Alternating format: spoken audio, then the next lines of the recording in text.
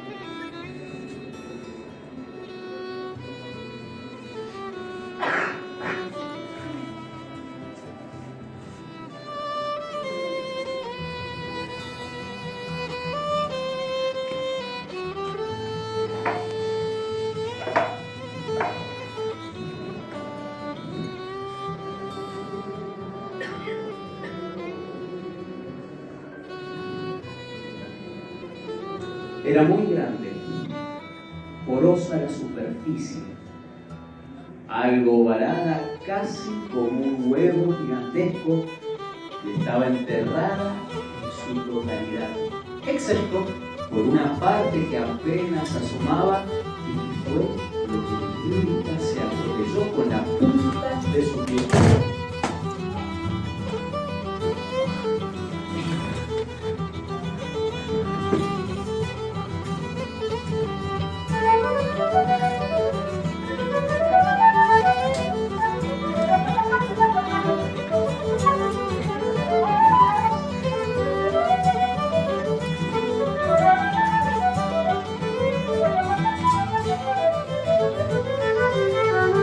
Al principio solo se le ocurrió mutearme de arriba abajo, pero se acordó que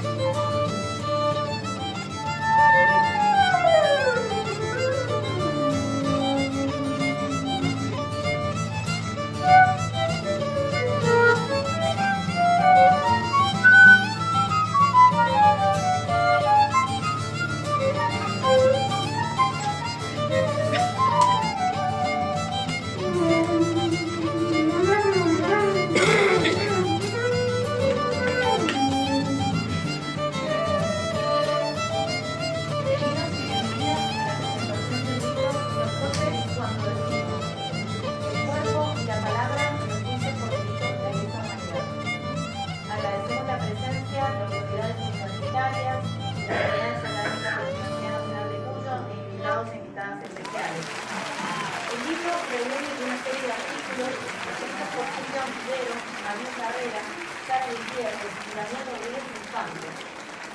Abordan distintos aspectos del juicio por delitos de lesa humanidad en Mendoza, en particular la llamada megacausa o juicio a los jueces. Los autores reconstruyen vivencias personales y colectivas en torno al significado histórico de la realización de estas instancias y su impacto en la sociedad mendocina. La publicación, coordinada por el magíster Pablo Seidel y la licenciada Inés Lucero Belgrano, se desarrolla en el marco del proyecto La Universidad en la Recuperación, Difusión y Formación de los Procesos de Identidad y Memoria Colectiva de la UNCUYO, el cual tiene como objetivo la elaboración de materiales educativos sobre memoria, verdad y justicia. Nos acompañan como invitados e invitadas especiales Ana María Gareaga y Dante Vega. Los invitamos a formar la mesa académica a medida que los voy nombrando. Ana María Gareaga, psicoanalista, licenciada en Psicología y egresada con diploma de honor de la Facultad de la Universidad de Buenos Aires, donde es docente e investigadora. Sobreviviente de un campo de concentración, ha declarado como querellante y testigo de causas y juicio por delitos de lesa humanidad y genocidio cometidos durante el terrorismo de Estado en la Argentina. Continúa trabajando en la tarea de investigación, denuncia y difusión de estos procesos y de la lucha por la memoria, la verdad y la justicia. Dante Vega, doctor en Ciencias Jurídicas y Sociales, especialista en docencia universitaria. Actualmente ejerce el cargo de fiscal ante la Cámara Federal de Apelaciones y fiscal coordinador de distrito. Ha publicado estudios sobre el nuevo Código Procesal Penal de Mendoza en coautoría con Diego Lavado, el exceso en la participación criminal, libertad y coerción personal en el nuevo Sistema Procesal Penal de Mendoza, en coautoría con Diego Lavado, e investigación penal preparatoria. Para compartir algunas palabras en torno al libro participan de la mesa académica también los coordinadores de la obra Pablo Seidel e Inés Lucero Belgrano y la secretaria académica de la Universidad Nacional de Cuyo, doctora Dolores Letelier. Pablo Seidel, magíster. Gracias. Hola. Pablo Seidel, magíster en Políticas Públicas y Gestión Social, licenciado en Gestión Educativa y psicólogo social, coordinador del proyecto La Universidad en la Recuperación, Difusión y Formación de los Procesos de Identidad y Memoria Colectiva. Ha publicado diferentes textos educativos en materia de derechos humanos orientados a docentes y estudiantes de diferentes niveles. Integrante del área de articulación interinstitucional de la Secretaría Académica de la UNCUYO. Inés Lucero Belgrano, licenciada en Sociología y doctoranda en Ciencias Sociales de la UNCUYO, becaria de CONICET y docente. Ha publicado y coordinado materiales educativos en la problemática de derechos humanos. Integrante del proyecto La Universidad en la Recuperación, Difusión y Formación de los Procesos de Identidad y Memoria Colectiva. María Dolores Letelier, ingeniera agrónoma e ingeniera técnica agrícola, doctora en Ciencias Sociales, magíster en Gestión Territorial y máster en Desarrollo Local Rural. Se desempeña como profesora titular efectiva de la Cátedra de Formación General y Extensión Rural de la Facultad de Ciencias Agrarias y es docente en diferentes carreras de grado, diplomaturas y varias carreras de posgrado. Es además directora investigadora de la carrera de Maestría y Diplomatura en Extensión y Desarrollo Rural y vicedirectora del Departamento de Economía, Política y Administración Rural. Forma parte del Comité Científico de la Revista de la Facultad de Ciencias Agrarias de la UNCUYO. Agradecemos también la presencia de la decana de la Facultad de Ciencias Políticas y Sociales, magíster Claudia García, del secretario de Relaciones Institucionales, Asuntos Legales, Administración y Planificación, doctor abogado Víctor Ibáñez, y el secretario de Gestión Económica y de Servicios, ingeniero Héctor Smith. Muchas gracias. Damos lugar a la mesa. Saludo al rector y dar las felicitaciones sobre todo a Pablo, Inés y a todos los autores del libro. Desde la Secretaría Académica hay una nueva área que en este momento se ha creado de articulación, en donde justamente uno de los proyectos más importantes que tiene es el de derechos humanos que coordina Pablo. Así que para nosotros es prioritario este tema, como así también para la editorial, para el EDIUM, es muy importante contar con este tipo de publicaciones, porque justamente es nuestra responsabilidad como universidad gestionar el conocimiento de hacerlo llegar a todos lados. Así que bueno, felicitaciones y bienvenidos. Es Emiliano Yaqui, como miembro del equipo que coordina Power City en la universidad. Voy a moderar esta mesa, así que quería invitar a que pasaran las autoras y el autor. En este caso, están las autoras, el autor del libro. Sara Gutiérrez no está de viaje, así que nos ha mandado un escrito que leeremos en su momento. Bueno, como antes de empezar con la ronda de participaciones, solamente desde el equipo consideramos que es el resultado de un trabajo colectivo amplio, que no es simplemente el resultado de un proyecto universitario, sino que es un trabajo de red en el cual la universidad, organismos de derechos humanos y el ámbito de la justicia se entrelazan en la defensa por los procesos de memoria, verdad y justicia. Esa era una de las intenciones que queríamos hacer llegar ahora en este momento. Entonces, bueno, un poco la idea que habíamos pensado era, ya nos han presentado a todos y a todas, entonces era hacer circular la palabra, empezar con nuestros invitados. Hermano Verdadero, primero, muchas gracias, buenas tardes. Gracias a los que me han invitado acá a formar parte de esta mesa, a todos los autores de este libro. ¿Se escucha bien? Ahí. Nos subestimaron un poco con el espacio, ¿no? Subestimaron, me parece que... ¿Se escucha? ¿Más cerca? ¿Ahí? Ahí. Y nos subestimaron con el sonido también, ¿no? Bueno. Y agradecerle, bueno, a todos. A Pablo, que me viene insistiendo en la presentación de este libro desde antes que se hubiera escrito, incluso. Antes de escribirse este libro ya me dijo, bueno, vos lo vas a presentar. Bueno, así que aquí enfrentamiento, ese par de conceptos que parecen indisolubles entre autoritarismo y silencio. El autoritarismo se maneja con el silencio. Yo cuando pensaba la presentación me acordé por ejemplo, de Primo Levi, cuando habla de los hundidos y los salvados. Y dice, claro, los hundidos son los verdaderos testigos. Pero bueno, a los hundidos pesa sobre ellos el silencio. Entonces los salvados son los que pueden contar lo que los hundidos no pudieron contar. Ese silencio tan propio del autoritarismo, tan propio del ámbito concentracionario, también me acordé de una metáfora que emplea el director de la película La vida es bella, cómo rompe el silencio del campo con música. Esa película que creo que hemos visto casi todos. Lo rompe con música. Es una metáfora, aprovecha un momento y pone un área de una ópera de un autor que era alemán y que era judío.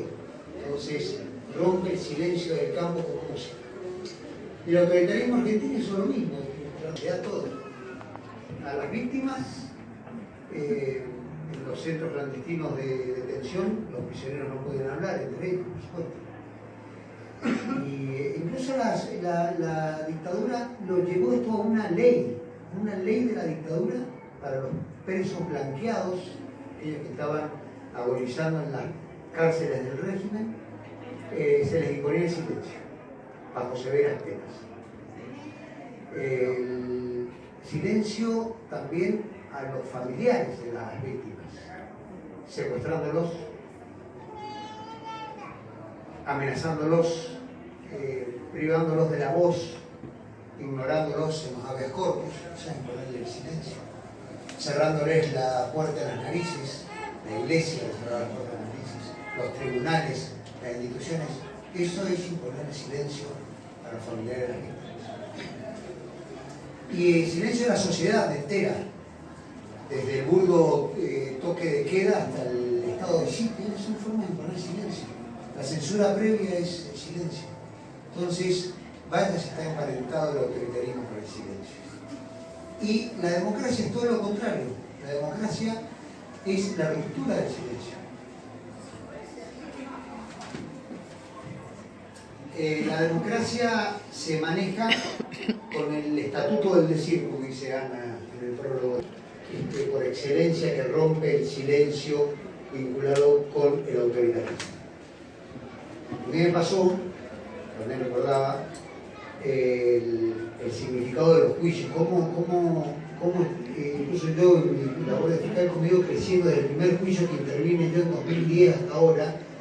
Yo conocía el terrorismo de Estado, había leído sobre el terrorismo de Estado, pero era el primer juicio que intervenía y hubo muchas cosas que me sorprendieron de ese ámbito como ruptura del silencio. Como dice Mario Carrera en este libro,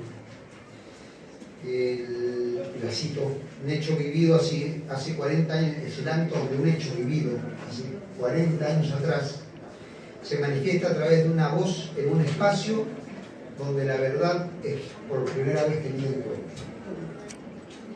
Y afirma, en ningún otro lugar, frase que me encantó, pero se la copié, en ningún otro lugar podría yo compartir el mismo aire con los genocidas. Y aparte hay otro fenómeno que me llamó la atención desde el primer juicio, que es el juicio como ámbito de entrecruzamiento de decires, es el ámbito donde los acusados guardan silencio. Eso lo dice en este libro, lo dice Silvia Ontivero, hay un pacto de silencio entre los represores, dice Silvia. Sara Gutiérrez, hay una omertad entre los represores, la omertad es el silencio de los mafiosos. Y recordaba yo antes de venir acá, cuando en el primer juicio en San Rafael que yo intervine, estaban los diputados sentados y Mariano Tripiana, mirándolos a la cara, les dijo: díganos dónde están nuestros viejos. Se electrizó la sala y nadie dijo nada. Y no dijeron nada ni en San Rafael, no dijeron nada en Mendoza, no dijeron nada en San Juan, en San Luis, en Trelew, en Comodoro Rivadavia, en todos los lugares donde me ha tocado intervenir. Nadie dice nada. Lo que dicen cuando les toca decir son argumentos, excusas políticas, cumplía órdenes, la patria no los pedía, etc. Todo el repertorio que yo, ustedes ya saben, se imaginan, y que yo acá no voy a repetir para no ser mía las palabras de ellos, pero guardan silencios en lo que tienen que decir. Hay otra cosa que quería comentar para ya cerrar. Me llamó la atención que cuando hablan, lo que más les irrita a los imputados por delito de lesa humanidad de la acusación que formulamos los fiscales y los querellantes es la asociación ilícita. Los acusamos de asesinos, de torturadores, de violadores, y lo que les irrita es la asociación ilícita. ¿Cómo yo voy a formar parte de una asociación ilícita siendo parte del ejército, de la policía, etcétera? Y ese fenómeno sí lo he visto en todos lados. O sea, algo para pensar, ¿no? Pero no le irrita la acusación central, le irrita esa figura que es todo un significado. Sí. Y con eso termino. Bueno, este libro junta 4 voces potentes en contra del silencio. Habla de lo individual y de lo colectivo, eso lo destaca Ana en su prólogo, lo destaca Mariú, voces individuales y voces que también traen lo colectivo a los juicios en búsqueda de la memoria y la verdad y la justicia. O sea, hablan en los juicios los salvados y los hundidos.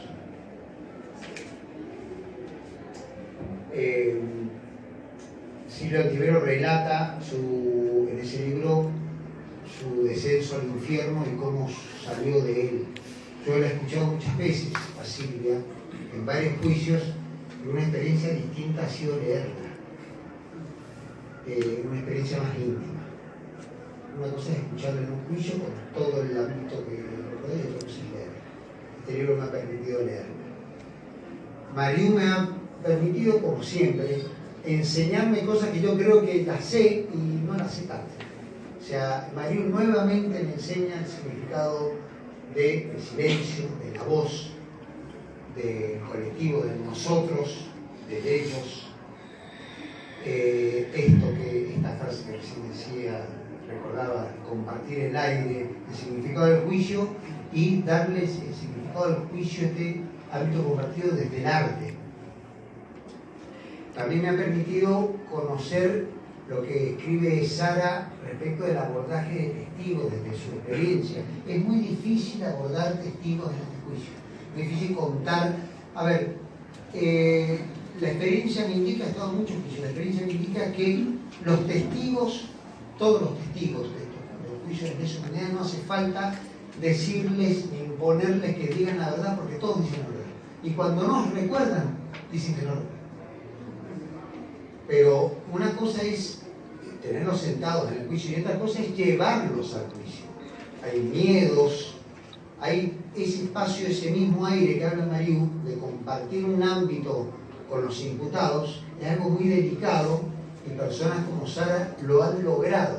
Han logrado que nosotros, los fiscales y después los jueces, contemos con lo más genuino de los juicios, que es la palabra de los testigos. Y después Daniel, mi compañero de ruta, Daniel Rodríguez Infante, que está aquí presente, que es un amigo, un compañero y un amigo, y que estamos en los juicios trabajando codo a codo. Y una anécdota, no puedo dejar de contar. Cuando se sienta Daniel en los juicios, claro, Daniel tiene el pelo, no lo están viendo, pero Daniel tiene el pelo largo y la barba, entonces cuando se sientan los imputados creen que están gastando una broma. A veces me siento yo, y otra vez que se siente Daniel Rodríguez con el pelo atado, la barba, entonces los diputados dicen, esto no puede ser. ¿Para qué? Nosotros no hemos salvado a la patria. Daniel aporta en este libro todo un tema jurídico alrededor de lo que se discute en los juicios jurídicamente. Discusión que no es menor y que reaparece, no hay que subestimar nunca una discusión jurídica. Nosotros que creemos que el concepto de guerra está saldado y que vuelve a aparecer bajo otra forma y los famosos dos demonios vuelven a aparecer, entonces hay que estar siempre con la guardia en alto. Bueno, para eso tenemos gente como Daniel Rodríguez Infante en juicio, para conjurar ese peligro. Y cierro con una anécdota, personal. Esta sí que es, claro, la cuchara, esta cuchara que recién veíamos, la que yo tuve en mis manos en su momento, fue en San Rafael. Y ocurrió lo siguiente, fue un testimonio, al final del juicio. No era un testimonio más, ninguno es un testimonio más, pero era un testigo que fue y relató su calvario. Ese día terminó y al otro día había una inspección judicial.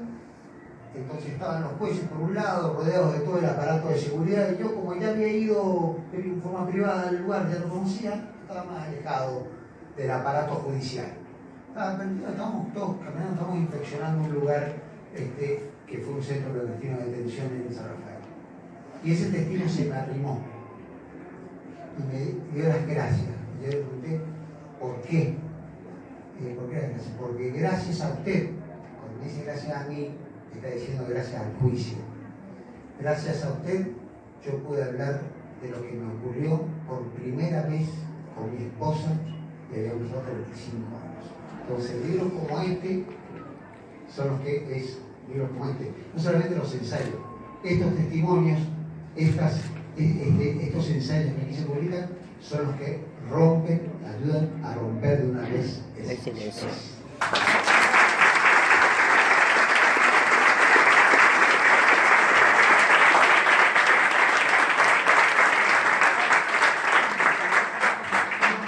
De esos jóvenes adultos que todavía las abuelas buscan, acompañados de todos nosotros y de la sociedad.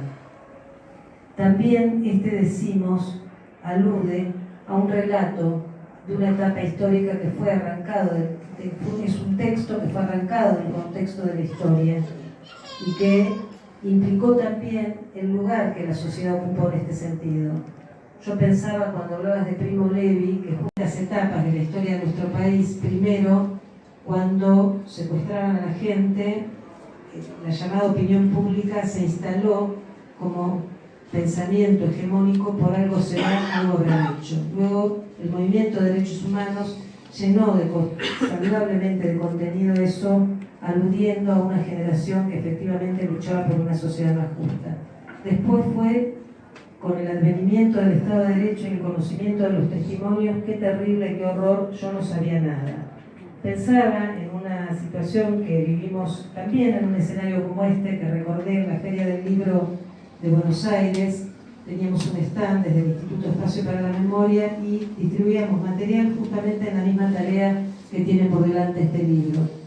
Y se acerca una madre con su hija que nos cuenta que ella vivió durante la etapa de la dictadura, pero que no sabía nada. Yo no sabía nada, por eso quisiera llevarme material para saber y contarle a mi hija, y ahí nos pusimos a hablar y nos empezó a contar que a la vuelta de su casa habían secuestrado a una jovencita, que a un chico se lo habían llevado de tal lugar, o sea que ese yo no sabía nada empezó a cobrar otro sentido. Esto es restituir el sentido, porque justamente Primo Levi habla de la sociedad de la Alemania nazi y dice: la gente no quería saber, la gente no preguntaba, al que preguntaba no se le respondía.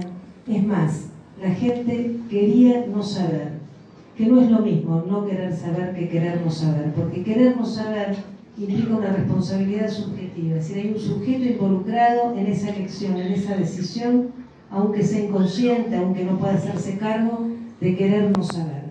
Por eso también este decir introduce, repone algo de esa etapa histórica tan necesaria. En ese sentido, hablando del proceso de la organización nacional y de los efectos que en el plano de lo que significó, porque la represión aún no la encuentro en mi cabezota. He revuelto la memoria, he perforado el pasado buscando y buscando, he discutido con mis fantasmas y a veces les he ganado, he clavado un quiero retruco con los monstruos que se niegan a desaparecer, he abrazado intensamente a los que se fueron, me he perdonado por las flaquezas y me he parado, como siempre, sobre las testarudeces. Desde mi entereza enflaquecida y desde mis sueños empecinados, vuelvo y revuelvo y me encuentro en ese encuentro revivo. Gracias a ustedes por estar.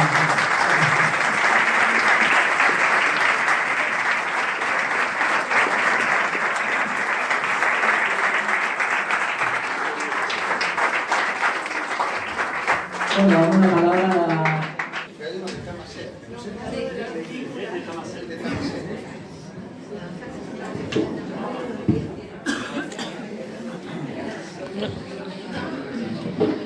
Me falta el mate acá.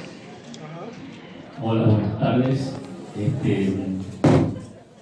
Bueno, después de escuchar a Dante, Luana, lo que podemos agregar son, particularmente yo, quiero agregar algunas cuestiones que son estrictamente, si se quiere, domésticas de lo que significó que este libro esté hoy acá presente.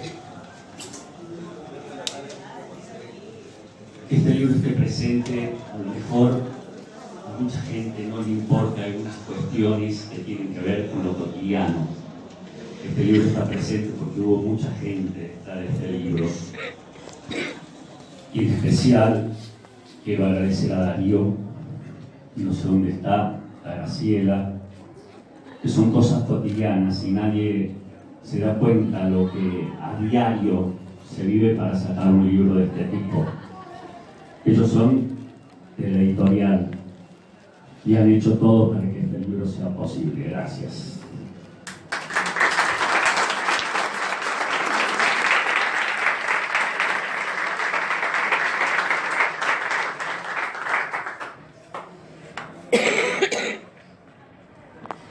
Esto tiene que darse a conocer y ponerle valor. ¿Lo podés leer? el IUNC registra con la publicación de esta obra el uso del lenguaje inclusivo o no sexista en sus publicaciones. Si bien el IUNC ya ha publicado libros donde aparecen usos inclusivos codificados en la lengua general, en esta obra la utilización de nuevas formas emergentes es preponderante.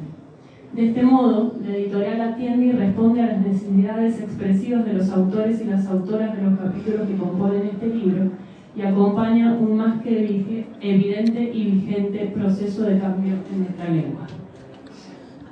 Creo que hay que reconocer.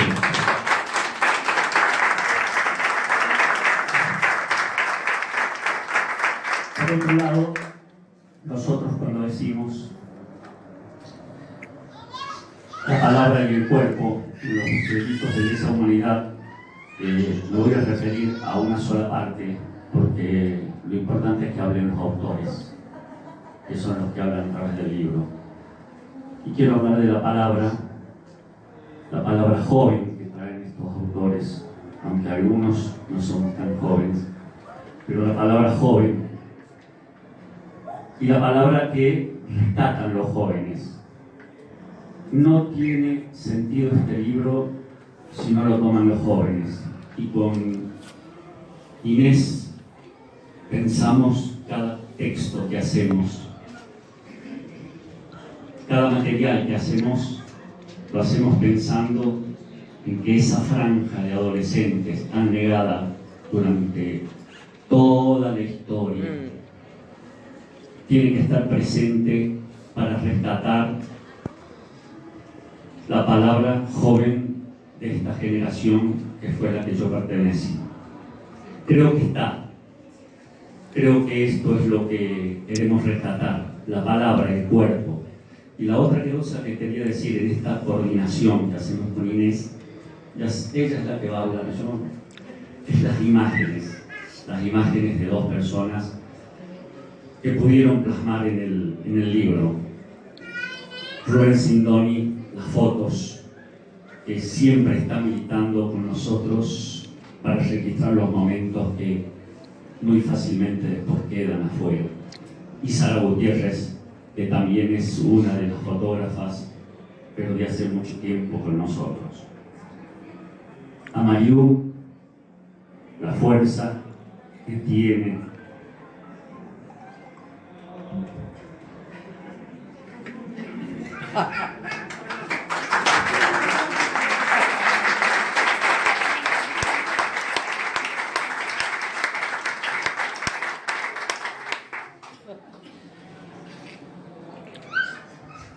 Silvia, querida,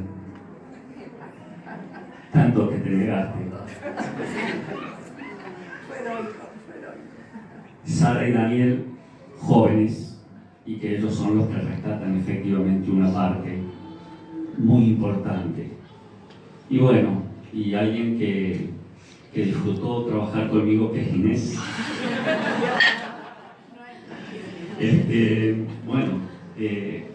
Nada. Coordinar un espacio como este son muchas cosas más.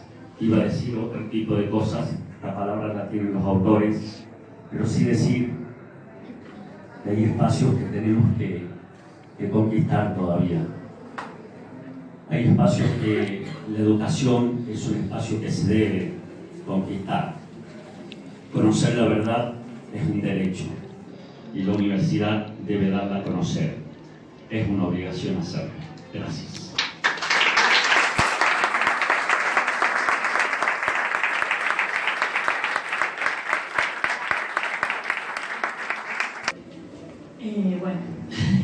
Buenas tardes, muchas gracias a todos y todas por estar acá. La verdad que estamos muy contentos y emocionados de haber llegado a este momento, después de un largo tiempo de trabajo arduo y conjunto.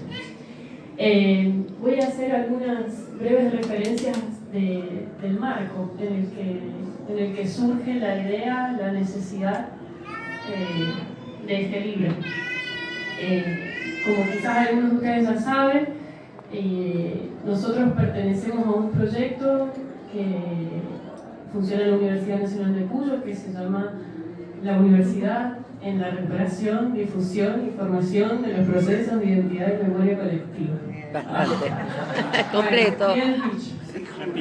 Este proyecto inició en el año 2010 con el empuje de una serie de personas que en ese momento se pusieron al 93 del cementerio de la capital mendocina y también en el inicio de los juicios.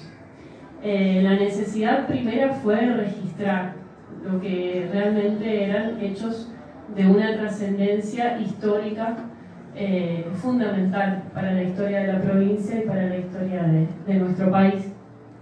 Y en ese trabajo conjunto entre instituciones, organismos de derechos humanos, fundamentalmente quienes llevaron a la universidad, llegaron a poner lo que realmente era necesario poner después de muchos años, que era el cuerpo, la palabra, el decir, en espacios en donde no habían sido recibidos anteriormente. Ese proyecto, que empezó despacito, pero fuerte, sostenido, y en esto hago un paréntesis y un especial agradecimiento a todo el equipo de la Dirección de Educación a Distancia que durante muchísimos años trabajó en este proyecto y puso todo en la elaboración de muchos materiales educativos que están hoy circulando en la universidad y en otros ámbitos. Empezó con ese espíritu, empezar a tener otro diálogo entre la comunidad, entre las instituciones, entre los organismos, la necesidad de que los estudiantes y las estudiantes empezaran a tener la palabra directa de quienes habían sido protagonistas. Se nos ocurrió entonces en este sentido cómo reunir voces de protagonistas que pudiesen transmitir desde miradas muy diversas, desde experiencias distintas, desde sus actuales caminos, elecciones, etcétera, etcétera, la complejidad de lo que es la realización de un juicio por delitos de lesa humanidad y el impacto que eso ha tenido en ámbitos muy diversos. Por ejemplo, lo mencionaba recién Ana, referido a lo que ha implicado en la transformación de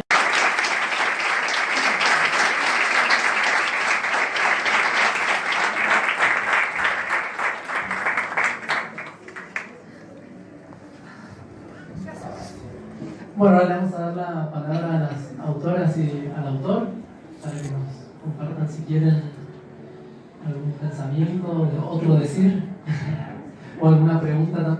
La idea era, si ustedes querían compartir algo y después abrimos alguna intervención o pregunta del público. Gracias, buenas noches a todos y a todas. Yo, en primer lugar, lo que venía pensando sobre qué podíamos hablar acá y la verdad es que, por supuesto, lo primero que uno piensa es a quiénes agradecer. Y después pensé que en gran parte de eso se trata el aporte que intenté hacer en el libro. Y lo voy a explicar un poco. En primer lugar, yo agradezco a Pablo y a Inés, porque realmente creo que esto lo van a compartir Mariú, Silvia, Sara.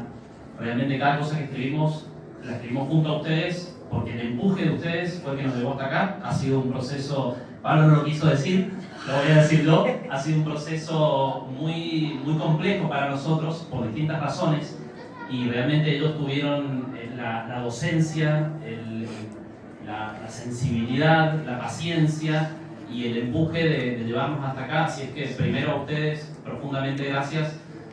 Agradezco también a la universidad, realmente celebro un espacio pedagógico que produce este tipo de materiales.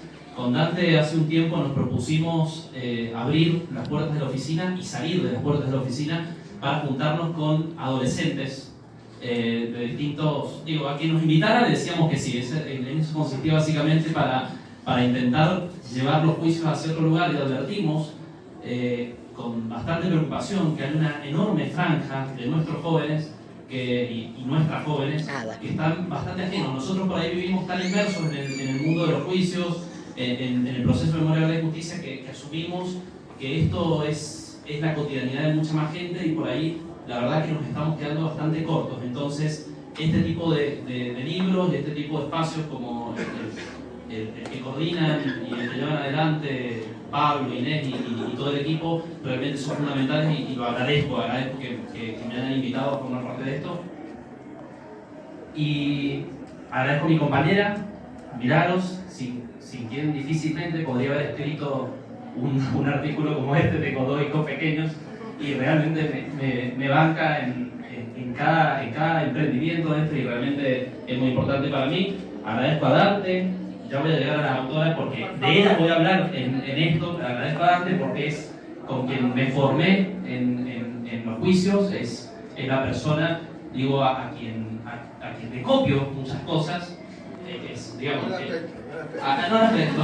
pero otras cosas, y realmente es muy importante, y para mí es un honor que esté acá presentando el libro, y bueno, y Ana, que hizo este prólogo que nos interpreta mejor de lo que nosotros nos interpretamos, por lo menos a mí. Siento que Ana dice cosas de lo que yo estoy diciendo mucho mejor que yo, entonces realmente valoro mucho eso, es algo muy importante.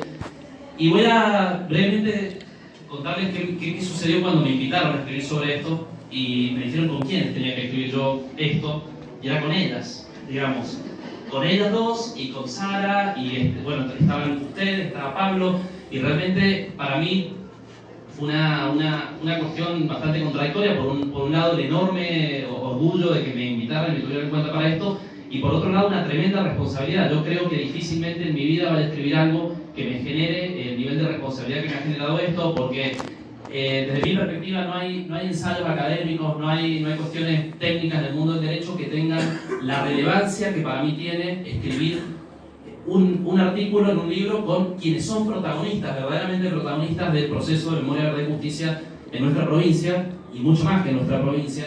Entonces fue un tremendo desafío, me asusté, dije, ¿cómo voy a escribir yo? ¿Qué puedo aportar? Y realmente todavía lo pienso, no estoy muy seguro, pero espero haber podido aportar algo, y pensaba, bueno, ¿sobre qué puedo hablar? Y un poco charlando con Pablo y con Inés, surgió la cuestión de reflexiones, bueno, ¿sobre qué puedo hablar yo? Desde mi perspectiva, yo soy fiscal ad hoc, me presento para que sepan desde dónde escribo, soy abogado, y pensaba que los juicios son la experiencia profesional más transformadora que yo he tenido en mi vida, y sé que no voy a tener otra igual, y entonces dije, bueno, puedo hablar sobre eso.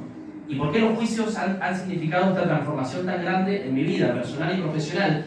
Y empecé a rebobinar, a tratar de reflexionar sobre eso, y la respuesta que encontré es precisamente porque hay personas como ella, porque en los juicios, lo que ha ocurrido en los juicios para quienes vivimos en el mundo del derecho, es que los juicios de lesa humanidad abrieron un espacio tradicionalmente cerrado, conservador, que expulsa, aunque debería ser todo lo contrario, pero que expulsa a la sociedad. No lo abrieron, se metieron los familiares, las víctimas y los organismos de derechos humanos, y lo hicieron propio.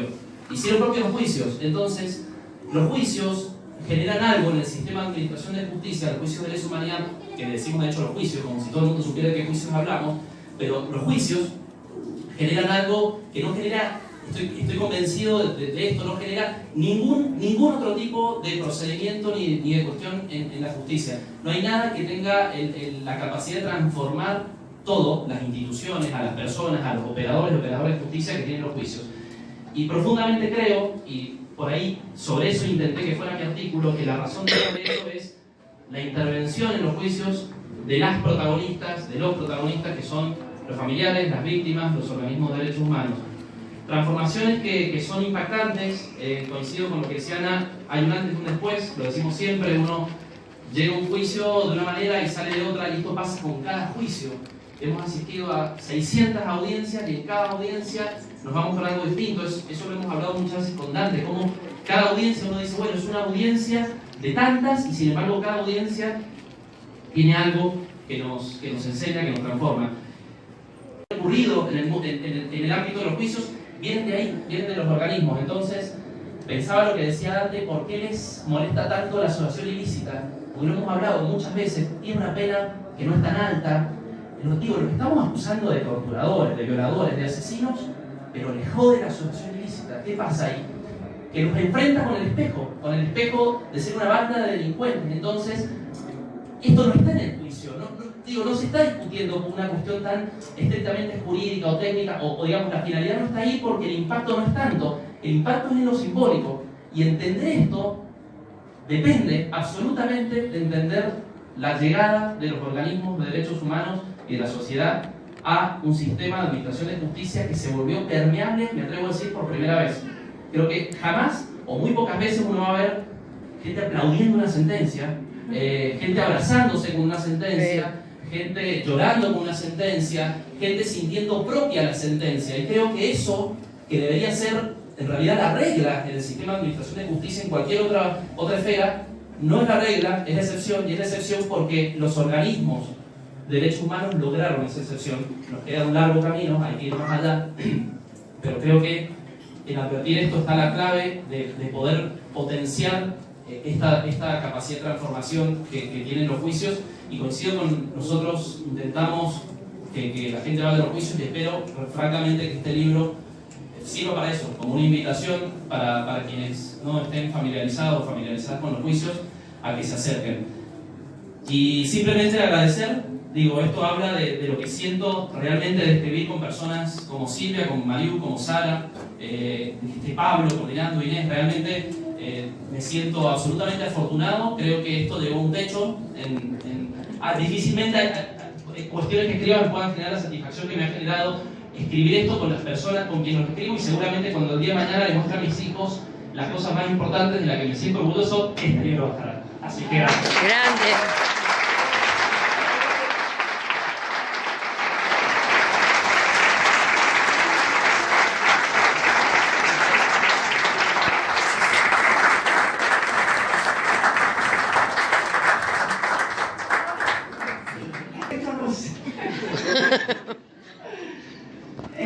Es que creo que está dicho lo principal.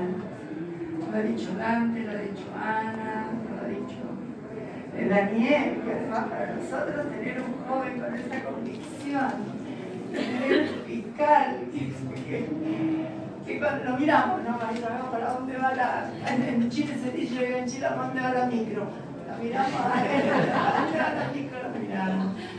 Es cierto lo que dice Pablo, me resistí heroicamente, porque yo no sé escribir, no sé periodista, ninguna cosa, pero bueno, me convenció porque es malo, es así, es una cosa.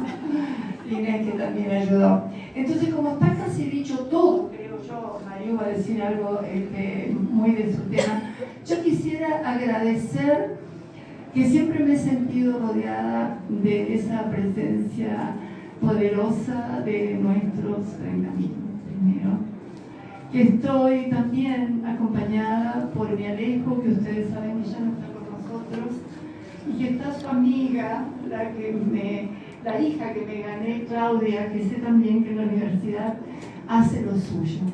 Y quiero agradecer también que este libro va a significar un aporte más en esta educación pública que está siendo avasallada de tal manera que para poder estos señores que están arriba cumplir con los compromisos de nuestro nuevo patrón, el Fondo Monetario, que tanto nos costó sacar a patadas, hoy se restringe a la educación en todos los aspectos, a los jubilados, en fin, a los más pobres. Entonces, en honor a la educación pública y en compañía de parte de mi familia que está, de mis compañeras y compañeros que han venido, que no lo puedo creer, quiero agradecer esa presencia invisible, visible y poderosa, porque me parece que lo ideal ahora es que cuando escuchemos a Mariú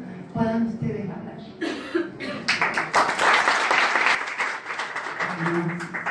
Hola a todos, a todas, a todes.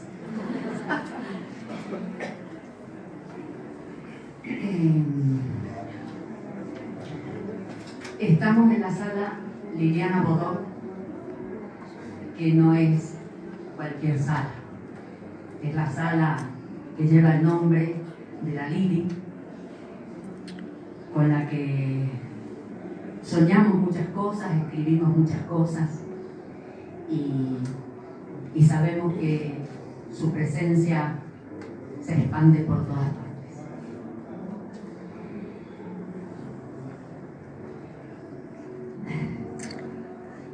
Resulta que charlando mucho con Ninon Gualtieri de Seidel, que estuvo detenida, que tuvo muchos hijos, que fue una de las fundadoras del Partido Revolucionario de los Trabajadores, que era teóloga y con la que yo hablaba de arte y ella de religión o de teología, y nos entendíamos muy bien, porque yo no la quería cambiar a ella ni ella a mí. Ella fue muchas cosas, terminó siendo mi suegra, pero más que eso fue una compañera. Y un día me contaba que había un curita muy viejito en Córdoba y estaban saliendo de una reunión y el viejito estaba paradito ahí mirando al cielo y dice: allá hay gente. Y todos dicen: pobrecito, el curita está medio chiflado.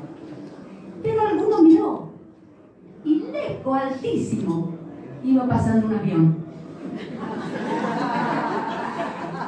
Yo me acordé de eso porque es una metáfora. Y el arte es una metáfora. Y las metáforas no sirven para denunciar, para decir verdades, realidades, para describir una realidad más ancha, que a veces parecen buenos recursos, como si fuésemos creativos, como qué imaginativo se le ocurrió poner todo esto. En realidad, la metáfora, el arte, es como una rendijita por donde uno logra asomarse y ver esa realidad más ancha. Alcanza a distinguir una verdad real. Si no fuera así, no habría artistas desaparecidos. Ni se los hubieran llevado ni hubieran estado detenidos, porque no hubiera sido tan importante lo que decían.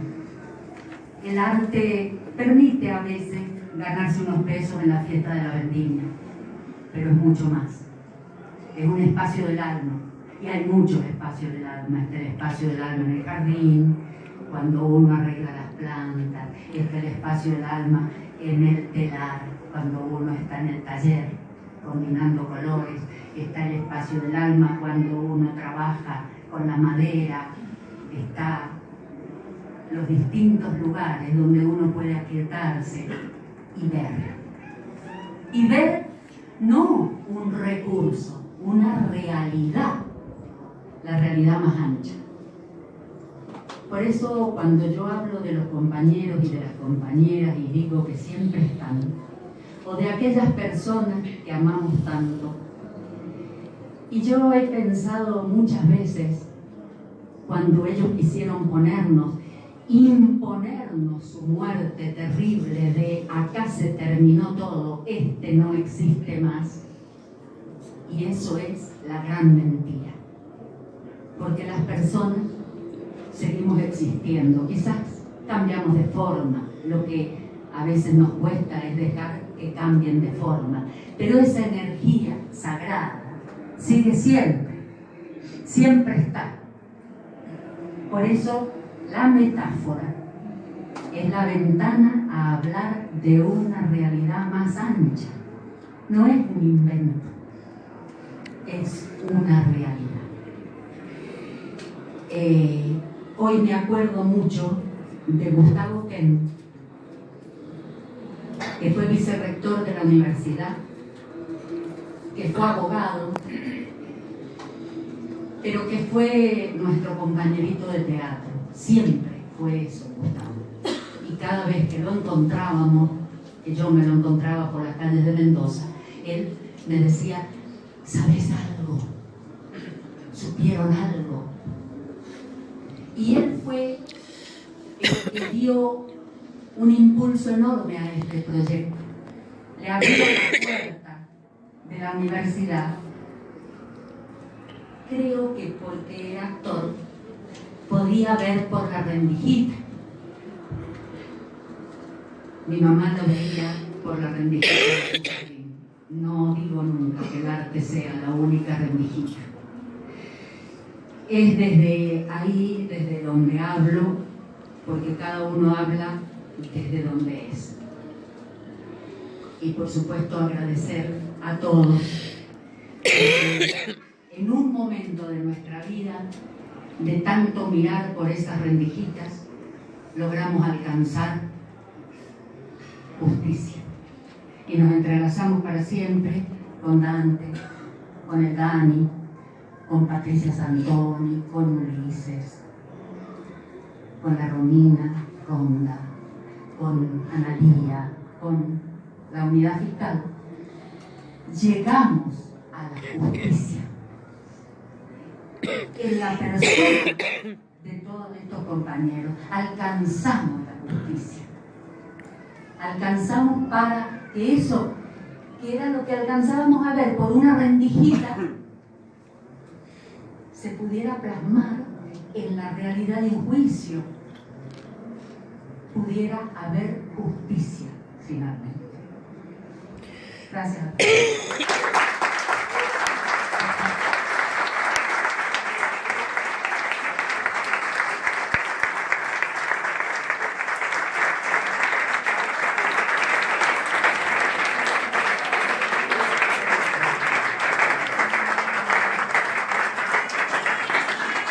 ¿Qué diré en ausencia? La letra de los textos y de las imágenes que pude aportar para este libro ha sido una manera de escriturar lo escuchado, lo oído y lo visto en esta larga experiencia transitada con tantas personas, las cuales me fueron enseñando diferentes posibilidades de canalizar el dolor, la resistencia y la lucha por encontrar la palabra que acercara a la memoria y a cierta justicia. ¿Utopía? Sí, desde luego. Eso ha sido lo maravilloso de tantos años. A la utopía seguirla, correrla, rozarla, perderla, alcanzarla y enlazarla. Ahí, justamente en ese punto están los logros. Quiero destacar el acompañamiento amoroso de Inés Lucero Belgrano en el proceso de escritura, a mi compañero Pablo Seidel, agradecerle infinitamente por proponerme esta posibilidad y abrirme a la escritura y a la imagen. Qué maravilla compartir un libro con Mariú y su fortaleza, compañera de tantos años, con Silvia, mujer hermosa y tenaz, con Daniel, apasionado y comprometido. Me siento parte de una trama multicolor que ha permitido tejer parte de este libro. Que lo presente nuestro fiscal Dante Vega. Lo de la apropiación es cierto, es nuestro, él lo sabe. Es una maravillosa conjunción junto a mi querida amiga Ana María Careaga, con quien compartimos muchos lazos. Esta polifonía amorosa, acompañando nuestro libro, es el punto capitoné a esa trama sostenida en los procesos de trabajo, búsqueda, persistencia y también alegría, esa que nunca perdimos a pesar de todo. Por todo esto, levanto mi copa de vino tinto y digo fuerte, salud. Salud. Del público, preguntas, lo que se quiera. Y se quedaron todos mudos. Bueno, ya está, ¿eh? Chao. Gracias. ¿No? Ahí tenemos una... Solo que... No, así nomás. Solo que a mí me ataca un poco los 70 y pico y me emociono cuando hablo y esas cosas. Pero dos cosas importantísimas que me llegó esta tarde, además de todo lo que se ha dicho aquí, y que es la que se repite en cada acto o en cada realización o en cada tarea de la gente que trabaja en derechos humanos. Pero dos son las cositas. Una es la rendijita que me abriste hoy, porque a veces cuando vamos a hacer charlas a gente joven, a mostrarles el D2 o la recuperación del Centro de Memoria, Verdad y Justicia. Siempre definimos ese terrible edificio, empezando por ver cómo tenían las ventanitas, al estilo de los castillos medievales, la ranura de la cual de adentro se ve enorme para afuera, pero de afuera se puede difícilmente mirar para adentro. Una es esa y otra la convicción que desde lo poético, desde la universidad, desde lo jurídico, se reafirma o se vivencia cada vez más, cada vez que nombramos eso hace que cada vez que nombremos a cualquiera de los 30.000 y digamos una, dos o tres veces, es la misma respuesta. Presente. Presente.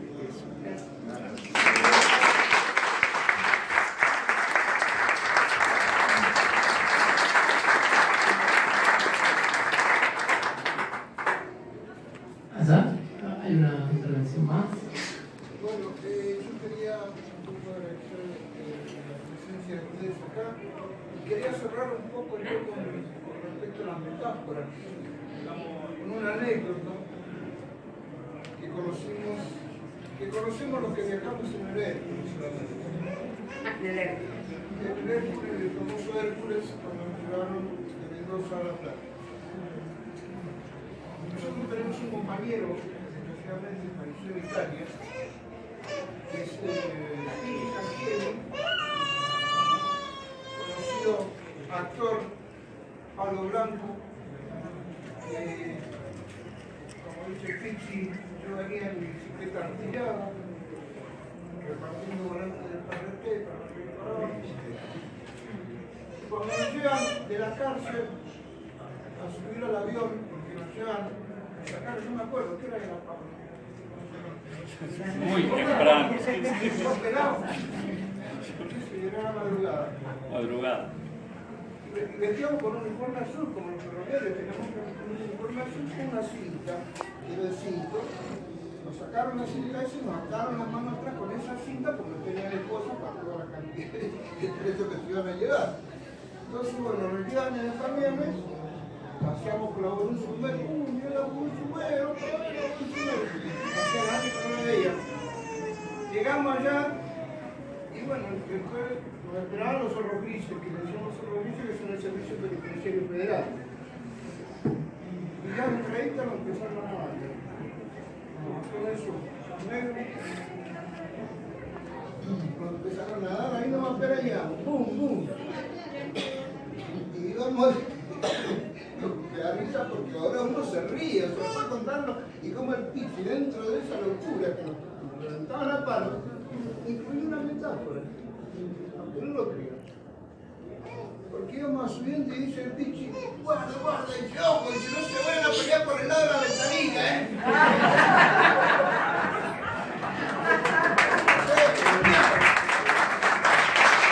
Especialmente un agradecimiento que hicimos a 4 de Corazones elenco, María Eugenia Moreno, Enrique Lucero, Pamela Huber y Mariu por la presentación que tuvimos. Gracias por venir.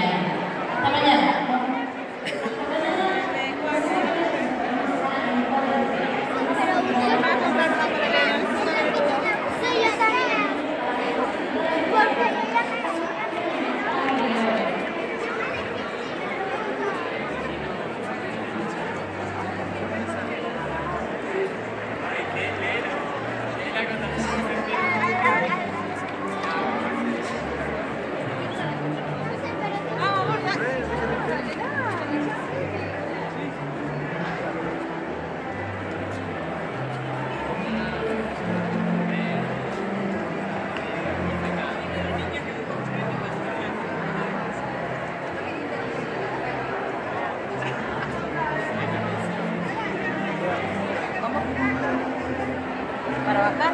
No, pero yo voy al primer piso.